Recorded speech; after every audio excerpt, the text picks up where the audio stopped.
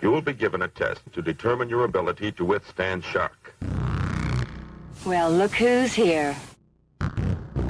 This is the night when fear and horror walk hand in hand. Do you feel up to it? The most terrifying form of evil is that which lurks within the human mind. Rated X. Hello and welcome to What the Fuck Are You Watching? I'm your host, Chris.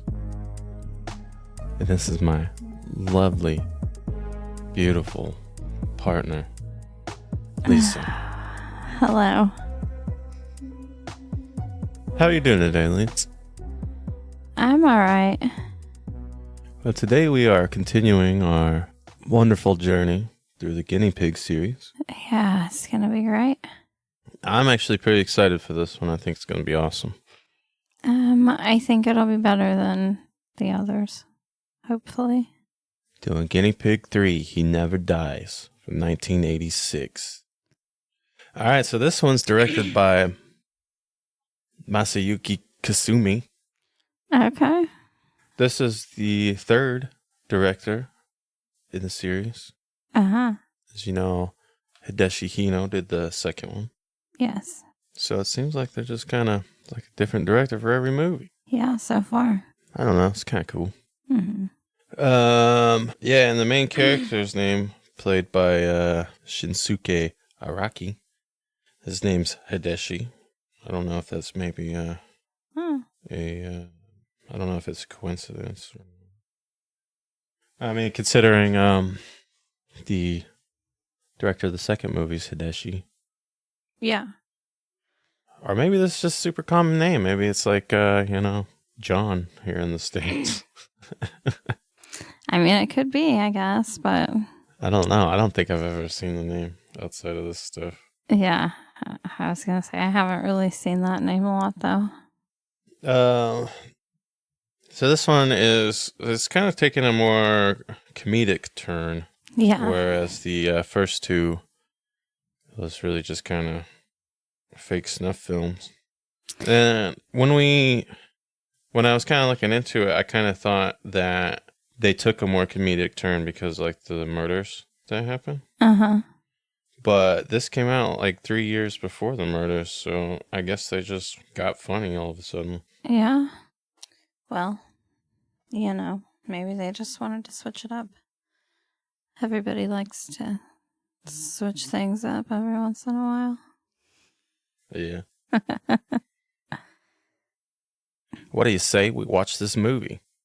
All right, let's watch it.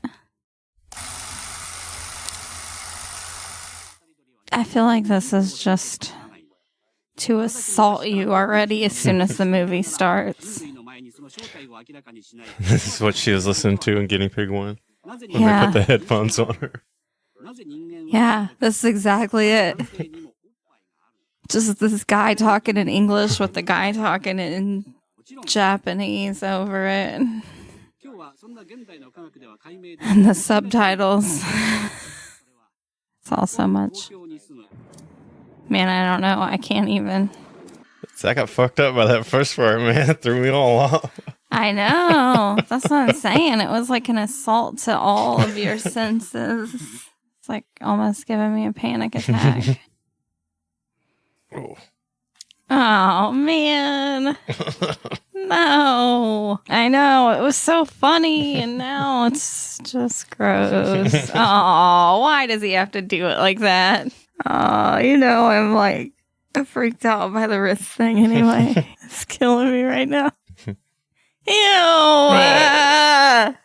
No. No. Stop. Get out of there. What the hell? Ew. Oh, God. What is he doing now? Oh, no. Ah. What the fuck? Oh. Grubby? Grubby? I don't even... Why is this movie the worst so far? He just really wants to die. Some sick horns on the bed. Yeah, there is. It's handles. If you didn't feel the pain of it, do you think you would do stuff like that? You think you would just go around cutting yourself for fun? Just to fuck with people? Yeah. Just to freak people out, maybe. I damn sure wouldn't. Oh, God. Oh, God. Oh. Looped his fingers in there like it was his belt loops. That was different. And that's it. Wow. Okay. So what'd you think about that one, Lee? I think it's my favorite so far. Yeah, me too. I really liked that one. Yeah, I think that one's my favorite so far. I think we could have done without that freaking professor dude. That's what I'm saying. Was that like on purpose meant to just fuck with your head? I don't think so. It was really throwing me off because you had the guy saying stuff in English and the subtitles in English, but they weren't matching up. Oh, they were completely different. And then you had the freaking Japanese guy talking over it. It's just too much. It's like sensory overload for sure. Definitely. But all in all, I really liked the movie. I thought it was cool. It was my favorite out of the three. If I was forced to rewatch one of them, it would be that one. Yeah. I don't know. I'd probably watch Flower of Flesh and Blood again. I can see why maybe somebody wouldn't like it because it's not super over the top gore. Yeah, it definitely wasn't a lot of gore. The parts, it was gross. Like, just somebody cutting into their wrist and playing with it. Yeah, that's probably the worst. Like disgusting, but that's not super gory. Yeah. Especially because he was like, oh, I can't bleed anymore. And, yeah. I don't feel any pain. I really think that the way that they take away the people's ability to feel pain in all these movies makes them seem just so much weirder. You're just sitting there looking at somebody slicing into their own wrist and they're just totally okay with it. Yeah. And it just makes it so strange. Yeah, that has been a parallel between the second and third one, at least. Yeah. Well, in the first one, I mean, she could feel pain, but hell yeah, didn't act like it really affected her that much. Yeah, that's true. All right, so it opens up and you got like an American, almost like professor or something. It reminds me of the videos that they make people watch in like movies and TV shows, like training videos or something, Yeah. Talking about mysterious things you can't explain. Even with the ultra-modern technology of 1986. Why do birds travel? What's up with aliens? Why are there different races? No one can answer these questions. Not even scientists like this guy. He's a scientist. Yeah, so our main character, Hideshi, is just sitting in his room, bored. He attempted to cut his wrist, but he couldn't do it. Hurt too bad. So I guess he didn't have his superpowers yet. Yeah, but I mean, he cut pretty far into his wrist.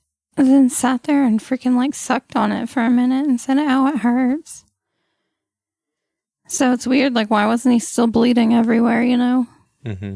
It's almost like he had part of his powers, but not all. Yeah, so he tries to slit his wrist, but he can't do it. And then spends the rest of the day in his room. Listening to records.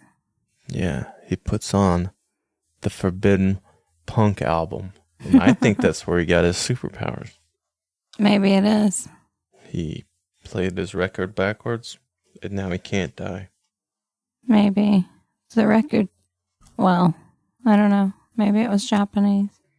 Sure enough. I mean, I know it's Japanese, but I was going to say it looked like it had weird symbols on it. But I think it was just the Japanese writing on it.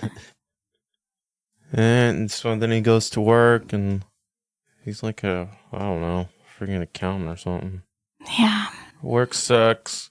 His boss is dick. The girl he likes. Like somebody else. Yeah. Goes home. He's like, this is it, man.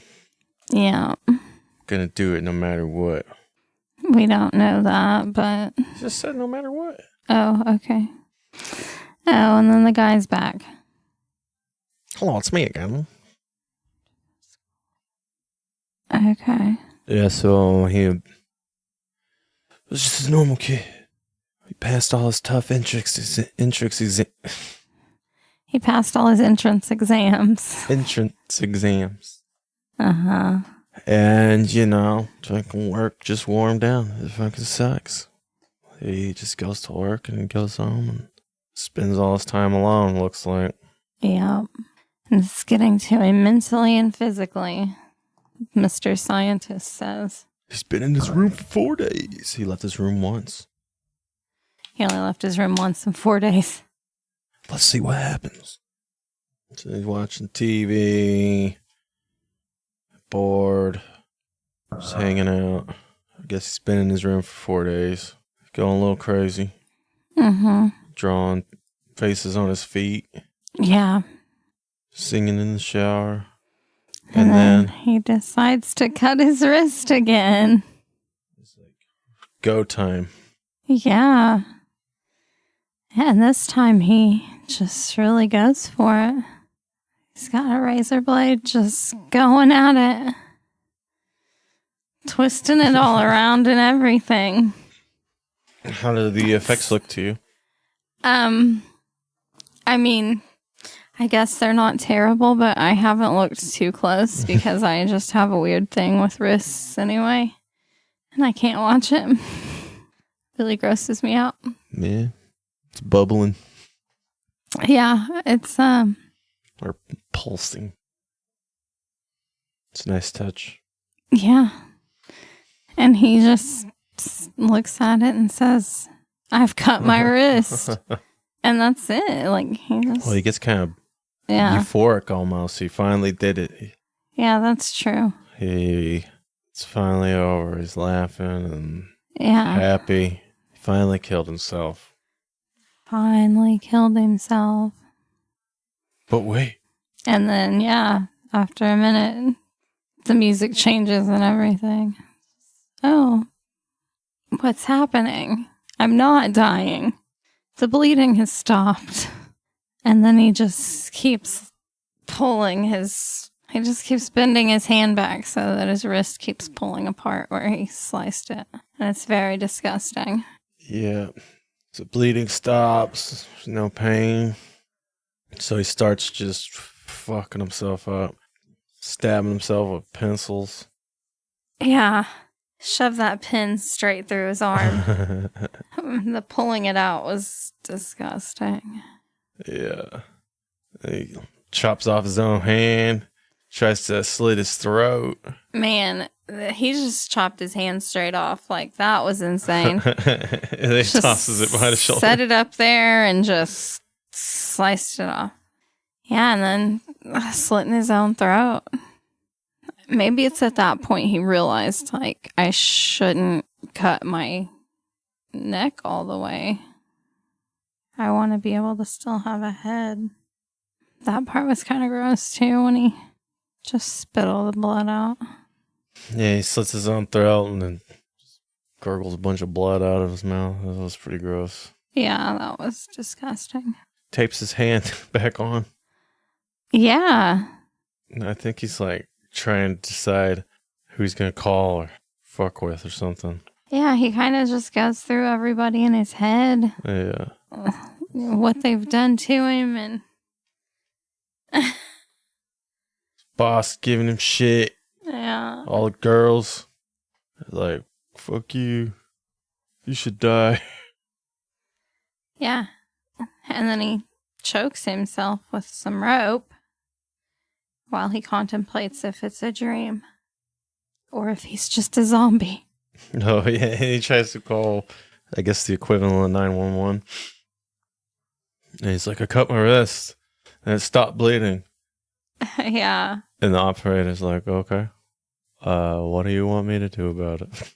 Yeah. That's good.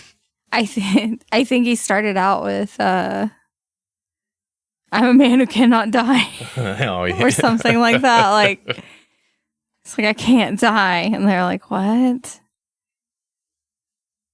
Yeah, so he just goes through his freaking address book, tries to figure out somebody to call. So he decides to call one of the guys from work that's sleeping with the girl he likes. Calls him on the phone. And we see the first ever boobie in the Guinea Pig series. I guess it's not like super overtly sexual. Yeah. They do kind of have close-ups of her like dressing and stuff. Yeah, putting on her underwear. Straightening her underwear. So he calls his friend from work. Friend's like, man, I ain't going over there. He ends up going over there, puts on I guess an Elvis mask. I don't know. Elvis something. It's not the Elvis we know. He'll say the name in a minute. How many Elvises are there? There's lots of different Elvises. I don't know how many there is. It's freaking Elvis. Oh, okay. It is. Mr. Elvis Nakamura is what he said. I knew he said something else after Elvis. I knew it was something. It is something. So his friend Masatoshi comes in with the Elvis mask on. Trying to scare Hideshi. Yeah. But Hideshi is there with a... I don't know what the thing's called. It's a little like graphing triangle thing, you know? The little plastic freaking graphing triangles from school. Stuck in the side of his head. Yeah, he had it stuck in his head. And He's he's got his, throat slit. And acting like a zombie coming at yeah. Elvis. Hey, welcome to the House of Horrors. Yeah. Okay, and that freaking knife scene then, whenever he's like, hey, I'm gonna scare you. He pulls out a knife and he goes to turn it around in his hand, but it just floats in the air for a second. And it was the weirdest thing. Yeah, he holds the knife up and then he switches grips. Uh-huh. He holds the knife up and lets go. It floats. Yeah. He just lets go and then changes his grip. Out of everything in this movie, there. completely unbelievable. Yeah. I'm alright with a guy that can't die. Floating knife, not having it. Yeah. And so, he takes the knife and stabs himself and starts slicing across his stomach for his friend, Mr. Elvis Nakamura, to see. And the dude's like, hey, stop, don't do that. And then he just starts pulling his guts out and telling him about it. Oh, don't worry, this is just my large intestine. It feels good to rip out my intestines and stomach. And he starts flinging guts all over him. Freaking stomachs and bladders. Just in there. Yeah, just throwing his guts all over the guy as he rips them out of his stomach. And Elvis is just freaked out, crawling all on the floor, screaming. And he's begging him to forgive him because he's been with the girl. Yeah. And then he starts telling him he's spending the company's money. He just starts confessing to all his sins. Like, please stop. Please stop. I'll tell you whatever you want to know. Just stop throwing your guts at me.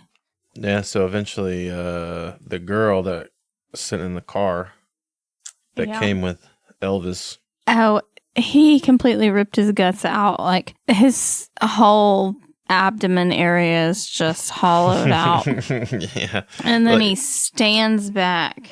You can see his spine. Yes. All his guts are gone. You can see his spine. That's so gross. And then he stands back and just casually hooks his thumbs into his empty abdomen area as if it was his belt loops or something. Yeah. That was a very strange part for me. I always have little things that bother me about the movies. Hey, man. You shouldn't be hooking your thumbs into your... Oh, it's just so Stomach. gross. Why would you just do it? Why would you just stand there like that? Like, that's just your casual stance now. It's gross.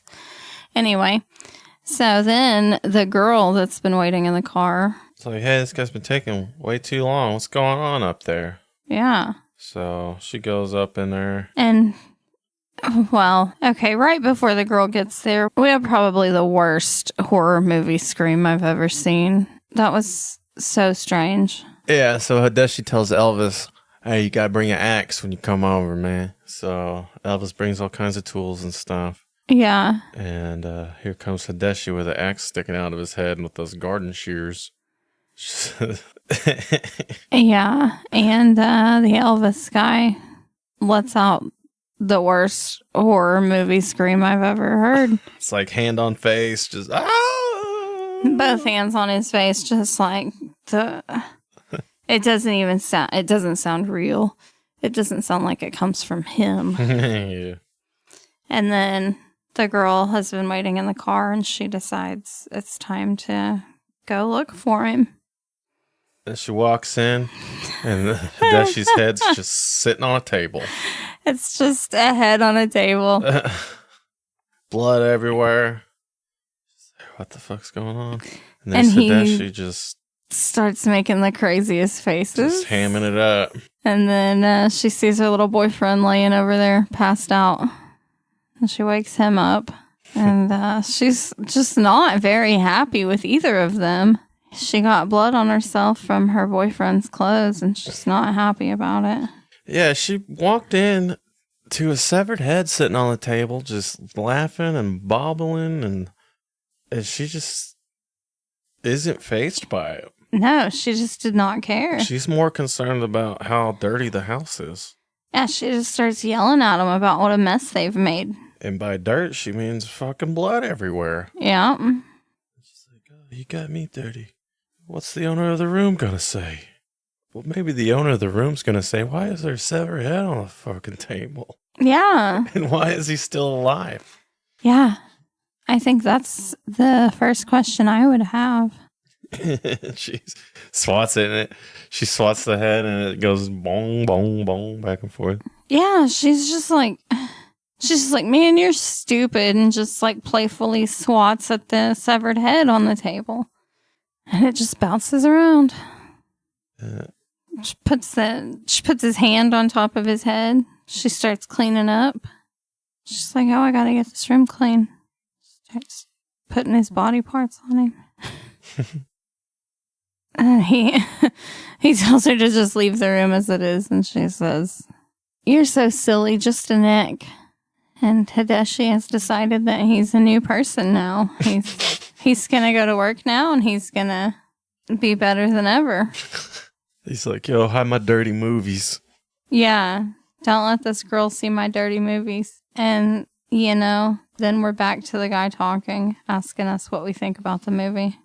Maybe you're an immortal man, Liz. No. An immortal woe man. Yeah, so the guy says, what do you think about this movie? Maybe you're an immortal person too. See you later. It's only one way to find out. Slit your wrists. That's what I'm thinking. I'm thinking he just trying to get people to kill themselves. And then we go to the credits, and it's basically just all the special effects from the movie, really. Like the wrist slitting backwards. Yeah, it plays everything in reverse. I go through a little bit of that. Yeah. And then as the credits roll, it goes back to the head on the table. You got the headless body, I assume, kicking its feet up in there, and they're all just playing with the body parts. And Yeah, the guy's tickling the feet. it's a real wholesome scene. Yeah, it's almost like an outtakes or something in the credits, but yeah, they're all just playing around. Yeah, and that's Guinea Pig 3. He never dies. It's definitely the best out of the three so far for me. Definitely not the goriest, though. It was probably the least gore out of all of them. Yeah, aside from like the maybe the wrist cutting scene, I think it was all pretty mild. Not even the wrist cutting scene, the playing with the wrist scene. Yeah. He just kept pulling it open and sticking his fingers in it and stuff. So that was probably the worst scene.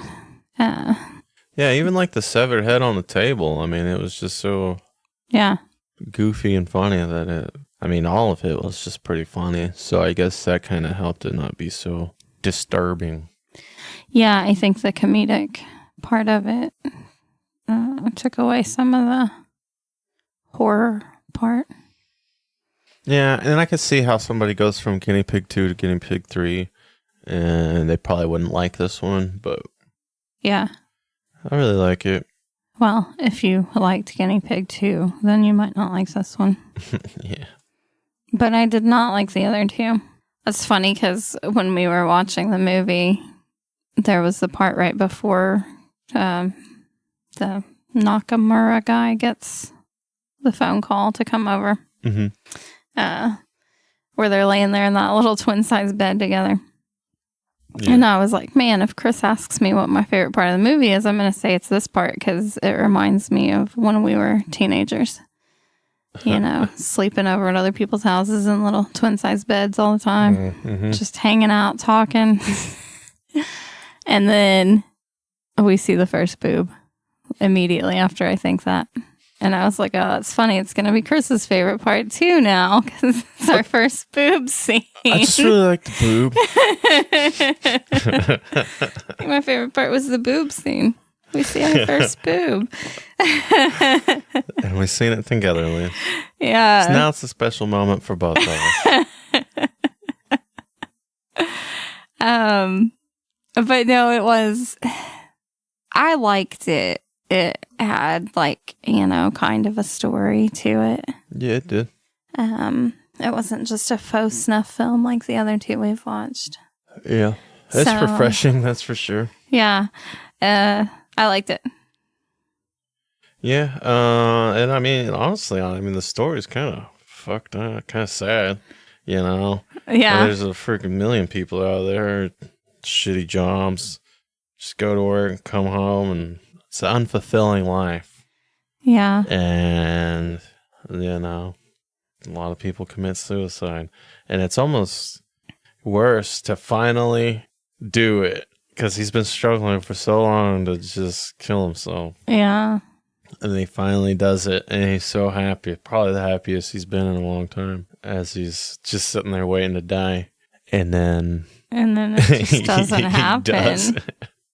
Even like themes like that, the whole thing it's really just kind of a comedy movie, so yeah, it kind of gets glazed over a little bit, but there's some pretty dark themes in here. Yeah, there definitely is. And like I said, I definitely think that the comedy part smooths some of the edges that the other ones have. I'd like to talk about Kyoko. Yeah. She just walks to the room with fucking severed head, headless body, blood all over the place. And she's just like, why is this house so dirty? Yeah. She was seriously unbothered by the severed head. Like, did not care at all. Like, the whole time she's in, they never even got to, like, hey, why are you decapitated right now? Yeah. No, she just yelled at him for having the dirty house. And it needs to be cleaned or somebody's going to be mad. And that's what leads a guy to slit his wrists. Just completely uncaring. These bitches out here are heartless. I'm so sorry us bitches are heartless. Yeah, you know, here's a guy. He just wants a little attention. Some affection, even. He cut his own fucking head off. And you're like, hey, why is your house so dirty? Oh my gosh. All right. So what else?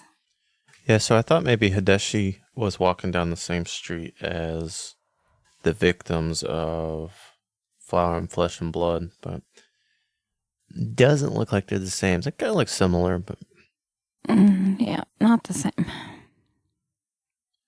All right, Liz, so let's rate this sucker. All right. What's your star rating? Oh, man, I can't even. What did I rate the other ones? I can't even remember now. It's been too long. Yeah. You gave the first one a 1. Okay. I want to say you gave the second one a 2. Man, that seems bad. I shouldn't have done that. Man, that's crazy. Okay. So, if I gave the first one a 1 star and I gave the second one a 2 star, that sucks. I'm gonna go with You're gonna give this one a 3 star. Mm-mm. And then the fourth one will be 4 stars. No, I can't do it. And That's that what I'm fifth saying. one, the fifth one's gonna be the perfect movie, I think. I think not. I think that when this is over, I'm going to want to rethink all of my ratings for every movie we've watched. I think I'm going to give this one a 2.5 star rating. Okay. And that's going to be like a true rating. True rating. Just going back right now, I would say like half a star for Guinea Pig 1. And then Damn. 1.5 for Guinea Pig 2. Okay. Just putting that on the record now. 2.5 stars for Guinea Pig 3. Okay. Yeah, I think I gave the first one 2.5 stars. So yeah, I screwed up my ratings from the beginning. Mm-hmm. Because I would probably rate that one a little less now. Yeah.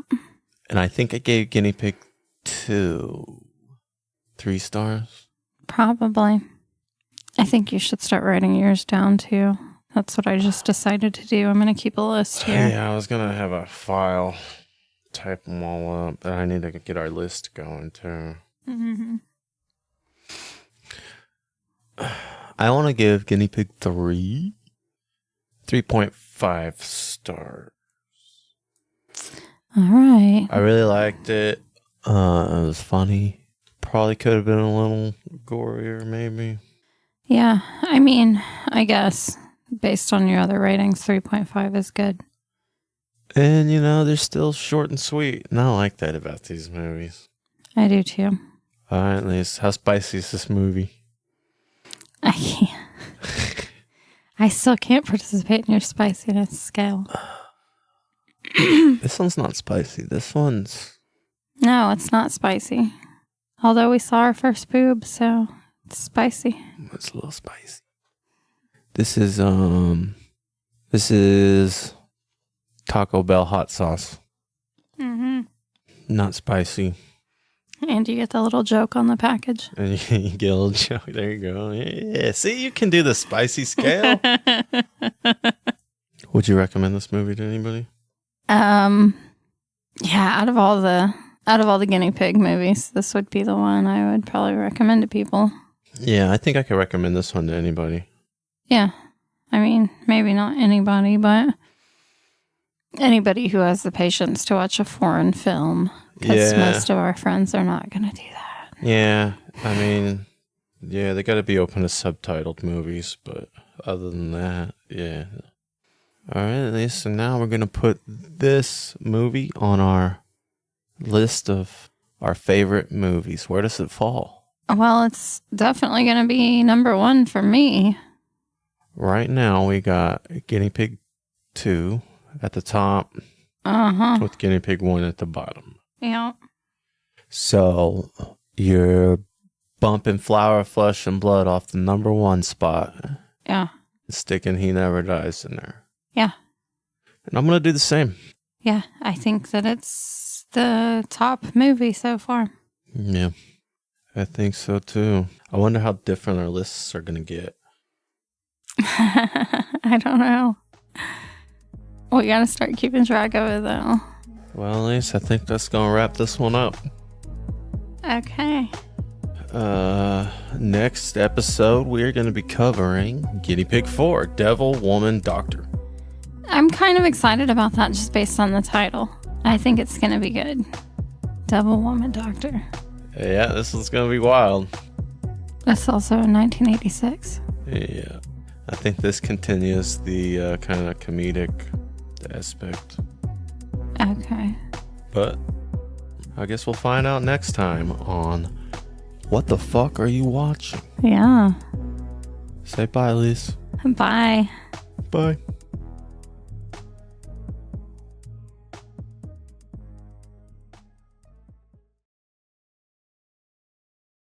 That's damn good. Did you think this podcast was as good as instant noodles?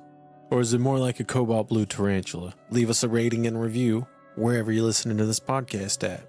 Get in touch with us at WTFareyouwatchingpod@gmail.com, where you can leave reviews for the movies we've been watching, recommend other movies for us to watch, or leave any questions or comments for us to answer.